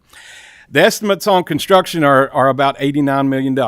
Now, we realize that's a large price tag, but as I said before, it's considerably less than the $230 or $240 million that it's projected to build a vet school with a vet teaching hospital. And with that, I'll open it up for discussion. Thank you. Very good presentation, and you have tweaked some interest from our committee. So we'll start with Representative King. Thank you, Mr. Chair, and thank you all for your presentation. Increasing our veterinary population has really been a focus of mine for my 13 years of service. And one statistic you gave me this morning will haunt me for the rest of the day, maybe even the week. And that one is that some of these students don't want to work more than 20, 40 hours a week. And circling back to Representative McPherson's question, I can't even fathom how they expect to have a business model and have their own practice. I can assure them that they will put in 3 times that amount of work and hours every week. So is that statistic showing up in any other model? Are Auburn professionals seeing that? I really need some more data and input about that. There's no amount of General Assembly allocations, appropriations that will address that haunting statistic. Can you speak a little further? Yeah, I can, and I'm troubled. I feel the same, Representative King, and I wish that I had some of my task force members here with me to speak to this, because it's kind of a delicate issue. It's kind of a delicate issue that is really presented most effectively through my 3 female veterinarians that I have on faculty at Murray State University that can explain their desire to come in to be professors had to do with leaving the demands of the hours required for private practice. Really the whole profile of what new veterinarians look like has changed tremendously over the last 20 years. I mean, the average pre-veterinary student at Murray State is a female student from a suburban or urban environment. Now, we don't have a lot of urban environments at Murray State, so they come from urban environments to Murray State to study pre-vet medicine. So that demographic does not spell farm calls in the middle of the night on delivering cows that are breech or calves that are breech. And so that in itself has been troubling, but I think that's where the attempting to identify these rural students that may have not considered veterinary medicine as a possibility and helping them step through those steps to become eligible to apply for vet school and be successful in their career, to return at least a bit of a shift to a little different demographic that was there years ago. You can't find a boy in pre-vet. It's hard to find. They just are not there. And so to target some male students that may be open to this type of a practice, and like I said, it's a delicate issue. So I'm careful what I say there, but it's the facts. It's what we see. And so there's no doubt that has been a problem and continues to be a problem. And there's another issue here that I'd like to bring up. We've seen kind of the corporatization of veterinary offices across the country, and it's no different in our state, where corporate structures come in. It could be argued whether they're even shell companies or what have you, the way the structure looks, to buy up these veterinary offices. Well, oftentimes in those contracts, it cuts out any large animal practice. And there's 2 main factors that causes that. Is number one, the money is not there to go pregnancy check dairy cows as opposed to giving cancer treatments to chihuahuas. It doesn't compare. And then the other thing is the liability issues with those veterinarians being their employees. Now, the liability that's associated with treating large animals is much higher than it is treating a small animal. But what that allows a veterinarian to do is essentially, if they want to, work 3 days a week because they work for the corporate veterinary company, and they can hire 5 vets to fill 3 slots if they can find the vets. I mean, that's theoretically. Well, this comment will be for my colleagues that are in charge of appropriating hardworking taxpayer dollars. If these students aren't willing to work more than 20 hours a week in a rural practice, this is a pointless conversation, and we need to rethink our efforts.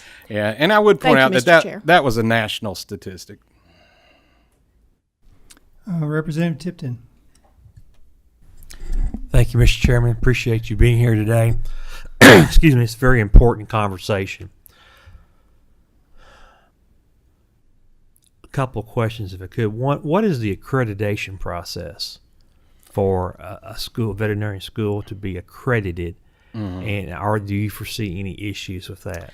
Sure, and I wouldn't pretend like I'm completely familiar with the accreditation process at this point, Representative Tipton. We've gone through the feasibility study, and it points in the direction that it would be a feasible project. The things that I am familiar with the accreditation, I understand that, of course, things have to be in place like a founding dean, a faculty, a curriculum, and then it's my understanding that you have to graduate a group of students before that accreditation process is complete. Challenges, hiring faculty. No doubt that is a challenge.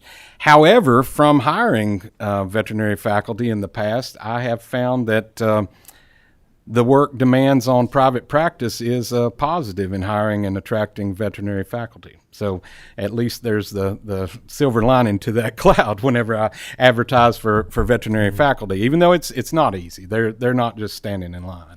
I will give you that. I have a brief follow-up, Mr. Chair. Yes. I know the emphasis is on large animal. I think most of the veterinarians out there, from a financial standpoint, are interested in large animal or in mixed practice because they have to pay the bills. Sure. So I'm assuming this would be a full curriculum across the board. Yeah, absolutely. Absolutely. This wouldn't exclude anything in the curriculum. And as I mentioned before, the large animal practice in a rural environment is a mixed animal practice, without a doubt. Senator Webb. Thank you, Mr. Chairman. First, tell my good friend Tyler Harper, your ag commissioner in Georgia, I said hello. But I've been following this conversation for most of the 50 years that you're talking about, 25 in this seat. And prior to that, as someone who worked for a veterinarian in high school and beyond and had a pre-vet curriculum at Morehead State University, till this kid from East Kentucky went to Auburn for a visit, had culture shock, didn't know a soul, came back and changed my major. But, but I worked for a veterinarian, and Representative King's remark reminded me that said, you'll be on call 24/7, 365. And that's the kind of practice that I worked in. And that's what I think I would have done as a veterinarian. So I think that is a problem with expectations and work ethic and those things. And I think that's something that's changed in this 50-year conversation that we've had. And there's probably a couple other things as far as demographic that you mentioned, but that also in the corporate buyout with the contractual anti-animal agriculture provisions go to what has also changed, and that's the anti-animal agriculture agenda. Sure. And you see it in teaching, and you see it in curriculum, and you see it in corporate ownership, and you see it in financing. And all of these things now, and I think this committee's aware, but I'm going to talk about it every chance I get because everyone needs to be more aware. Our cattlemen are here. We've targeted programs for those boys and girls that do that. I know 2 kids now in vet school that kind of came through the cattleman program. So we've got to start doing more as animal ag producers in equine and all sectors of food animals. And our equine to identify and fight what's really influencing the demographic. And that's what concerns me as an appropriator sitting here listening to this and the future that we're fighting. Because all of these factors, my first question was what's changed in 50 years? I think we've hit on some of that. But I think that's the biggest threat to the kids that are being recruited with the anti-animal ag side, and they're out there, folks. They're in your veterinary organizations, and they're everywhere. And you see it in federal policy right now, and you see it in from drugs to husbandry. So, you know, I think that's a concern that we have to deal with. How do we do that? And what else besides that in the demographic has changed in this 50-year conversation? Yeah, well, there's a lot of change in the demographics. As a matter of fact, I looked at a report last week on gender demographics within the School of Agriculture at Murray State, and we're 73% across the board female in agriculture at Murray State. 50 years ago, we might have been 7% female, and so that one has definitely changed.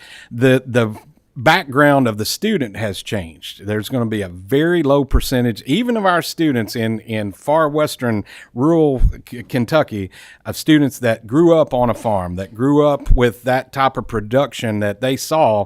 And it really speaks to your point about the animal welfare agenda, that have this conception of corporate. It's animal rights, and when we're all interested in animal welfare. That's it's right. Animal rights. That's issue. right. That's right. They have this perception of corporate animal agriculture that just equals animal abuse, and that's very well accepted, even among those that I think at times I see this internal conflict in our students of, do I believe what everybody's told me my whole life, or do I believe what these scientists tell me here in my class? And unbelievably, they struggle with that.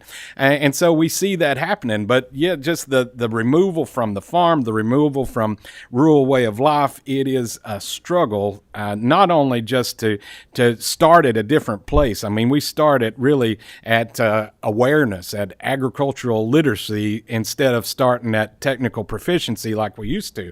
And then we have to move into technical proficiency, but we start at a vastly different place. But then those students, being willing to go back. Now, I will say the students are still there. And to Representative King's point, I have students that leave our program every year that work 80 hours a week in row crop operations. There's no doubt that those students are there. But they can see the dollars and cents pretty quickly in a row crop operation. They can see all these vast amounts of corn and bean land that they have there in front of them, that many of them are farming a family farm. So those students are there. We need to move some of those students into the vet science field, I believe. Representative Cook. Thanks, Mr. Chairman. This isn't a question. It's just two comments for the committee.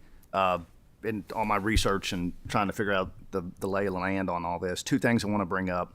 Sometimes buying the horse, buying the cow is the easy thing to do. It's the upkeep every year. So that's something that really needs to be discussed, or annual cost. The other part of this, distributive models. I don't know how many of you are familiar with distributive models.